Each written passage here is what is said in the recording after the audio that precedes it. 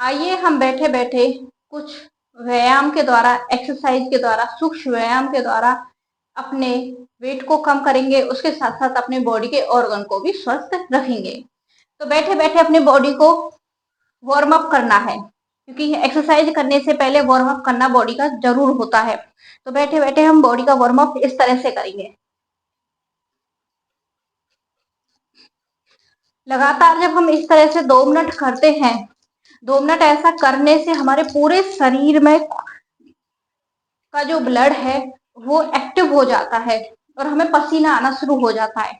सिर्फ यही बैठे बैठे कदम ताल, इसे कदम ताल बोलते हैं, लेफ्ट राइट राइट करने से ही हमारे पूरे शरीर में पसीना आ जाएगा।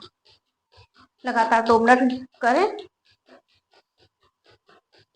इससे हमारा खून का संचार तो बेहतर होगा ही होगा। आपकी पिंडलियों पे इसका पूरा प्रेशर आएगा, पिंडलियां नरम होंगी, पिंडलियां नरम होंगी तो हमारा डाइजेशन अच्छा रहेगा। तीसरा इसका फायदा क्या होगा, जब आप इस तरह से लेफ्ट राइट करेंगे तो पैरों में ब्लड का सर्कुलेशन अच्छे से होने के कारण जो हमारी घुटनों में दिक्कत आनी शुरू हो जाती है, धीरे धीरे वो भी समाप्त होने लगेगी, क्योंकि हमारे शरीर में सब कुछ, तो सारा काम हमारी नस नाड़ियों का ही है। इस तरह से लगातार जब लगे कि थक गए तो उसके बाद आपको तभी रुकना है। लगातार 2 मिनट करते रहे इस तरह।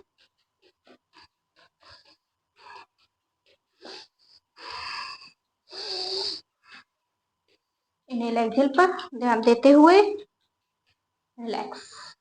अब आप खुद से महसूस करना कि पैरों में थोड़ा कंपन सा महसूस होगा। अब हम करेंगे ऐसे ही बॉडी वार्म अप करने के बाद तितली आसन।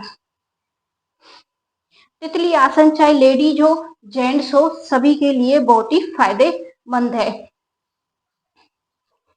लगातार 2 मिनट ये भी। तितली आसन करने से हमारी जो थाई की मसल्स है वो स्ट्रांग होती हैं और पेल्विक एरिया भी हमारा स्ट्रांग होता है।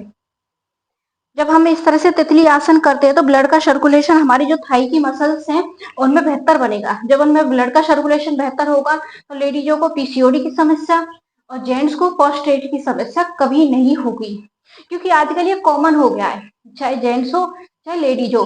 जैसे जैसे उम्र बढ़ती है ना, पीसीओडी और प्रोस्टेट की जैसी समस्या आने लगती है।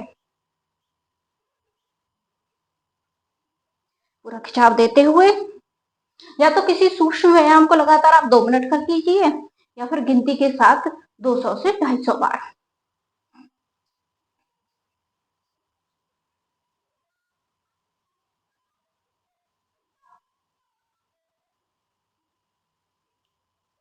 अब इसमें हो गया, ये तो हो गया, पहले हमने पिंडलियों का काम कर लिया, ठीक है। जब हमने कदम ताल की तो इसमें हमारी पिंडलियां एक्टिव हुई थी। अब तितली आसन किया है तो हमारी थाई की मसल्स एक्टिव हुई है। अब हम आते हैं अपने पेट पर।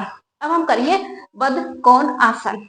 बदकोण आसन करने से आपका जो एक्स्ट्रा फैट है वो बर्न होता है और रीढ़ की हड्डी में भी काफी अच्छा रिलैक्स महसूस होता है। इस तरह से 1 2 3 4 5 6 7 8 9 10 11 12 13 14 15 16 17 18 19 20 21 22 23 24 25 26 27 28 29 30 और होल्ड करें 30 पर।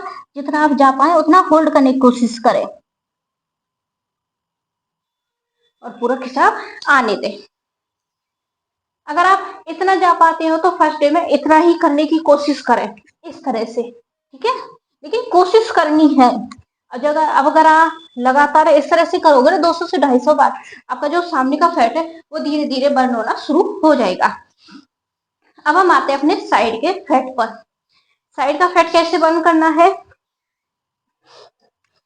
एक पैर इस तरह से, दूसरा पैर इस तरह से फोल्ड कर लिया। अब हम इसमें साइड में जाएंगे। 1 रिलैक्स, 2 3, साइड में पूरा खिंचाव देना है, 4, 5,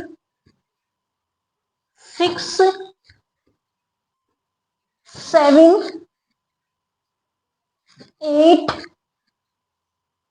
9, 10, पूरा खिंचाव देते हो साइड में, इससे हमारा साइड का फैट बर्न होगा। अब यही प्रक्रिया हम अब हमारे दूसरे पैर से होगी। एक पैर को फोल्ड कर लेना है, अब दूसरे पैर से इसी तरह से ही 1, 2, 3, 4, 5, 6, 7, 8, 9, 10। इसके बाद बंद कर दो, तो फट बंद करो।